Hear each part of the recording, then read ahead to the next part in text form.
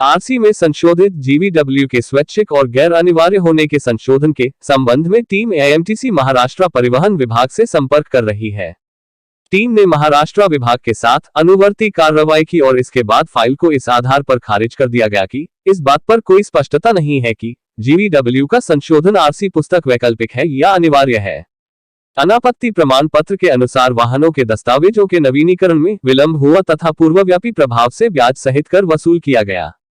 Team एएमटीसी ने तुरंत सड़क परिवहन और राजमार्ग मंत्रालय भारत सरकार के साथ इस मामले को उठाया और एक एडवाइजरी जारी कर स्पष्ट किया कि बढ़ी हुई सुरक्षित धुरी सीमा को पंजीकृत करने की प्रक्रिया स्वैच्छिक है और वाहन मालिकों के लिए अनिवार्य नहीं है और लागू कर आरसी में उल्लिखित जीवीडब्ल्यू के आधार पर हो। मामले की जानकारी तत्काल परिवहन आयुक्त को दी गई। मलकित सिंह बाल और सुरेश खोसला ने परिवहन आयुक्त से मुलाकात की और उन्हें एडवाइजरी में निहित स्पष्टीकरण से अवगत कराया और इसे सही मायने में लागू करने के लिए निर्देश जारी करने का अनुरोध किया।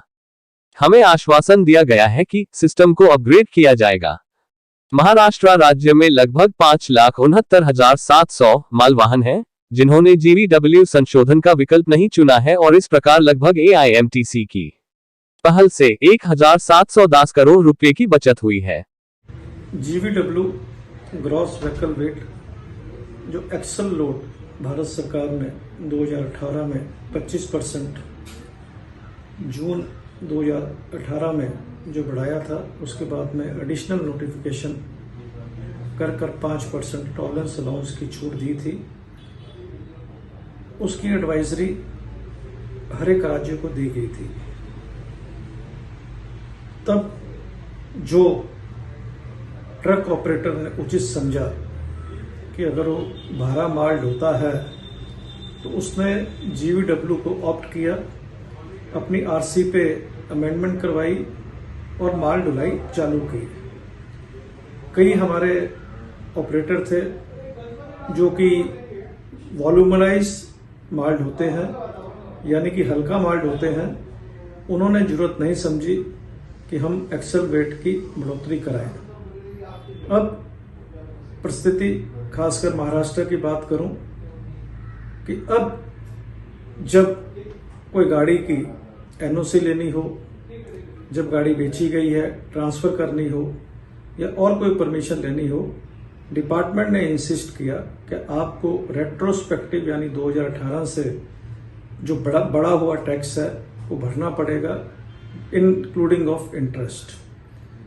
और हमारे उद्योग में सेगमेंट बदलते रहते हैं। जो ऑपरेटर ने आज उचित समझा कि मेरे को अब एक्सल वेट में बढ़ोतरी करनी है, उसको भी रेट्रोस्पेक्टिव डेट से टैक्स मांगा गया ब्याज के साथ में, यानी कि हर गाड़ी के पीछे 35 से 40 हजार उनको भुगतान करना पड़ेगा। यह मुद्दा हमने अपने ट्रांसपोर्ट कमिश्नर महाराष्ट्र से लिया। काफ़ी चर्चा के बाद में हमारी जो फाइल थी वो रिजेक्ट की। महाराष्ट्र सरकार की ये इंटरप्रिटेशन थी कि जो नोटिफिकेशन आया है उसमें कोई क्लैरिटी नहीं है और इनकी इंटरप्रिटेशन के हिसाब से ये मैंडेटरी है। फिर हमने ये जब यहाँ से जो हमारी रिक्वेस्ट है रिजेक्ट होने के बाद में हम ministry of road transport highway के पास में गए। वहाँ से एक एडवाइजरी 27 जून 2022 को रिलीज हुई, जिसमें पूरा स्पष्टीकरण था कि जो एक्सल लोड बढ़ाया गया था वो ऑप्शनल था, बल्कि मैंडेटरी नहीं था। उसके बाद हम तुरंत हमारे ट्रांसपोर्ट कमिश्नर महाराष्ट्र अविनाश ढाकने जी से मिले और उनसे निवेदन किया कि ये जो आप कर रहे हैं ये गैर कानूनी है, ये ऑप्शनल है।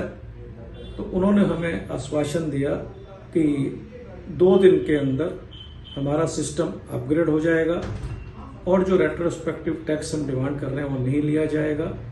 और हमने ये भी बात रखी कि जिन्होंने ऑलरेडी टैक्स भर दिया है उनको रिफंड दिया जाए या उनको एडजस्टमेंट की जाए। लगभग 5,50,000 वाहन हैं जिन्होंने जीवीडब्ल्यू के लिए ऑप्ट नहीं किया और लगभग एक गाड़ी का जो खर्चा 30,000 की औसत के हिसाब से 1,170 करोड़ हमारे ट्रक ऑपरेटरों का लाभ होगा, फायदा होगा। ये टीम एएमटीसी का इनिशिएटिव से ये बहुत बड़ी राहत हमारे ट्रक ऑपरेटरों को मिली है। इसके लिए मैं सभी का दिल की गहराइयों से धन्यवाद करता हूं और उम्मीद करता हूं कि आगे भी हम जो भी हमारे उद्योग के इश्यूज हैं उसे लेते रहेंगे, हल करने की कोशिश करेंगे। सब्सक्राइब करें आवाज़ नेशनल न्यूज़ और बेल आइकन दबाना बिल्कुल भी ना भूलिए ताकि हमारे अपडेट सबसे पहले आपको मिले।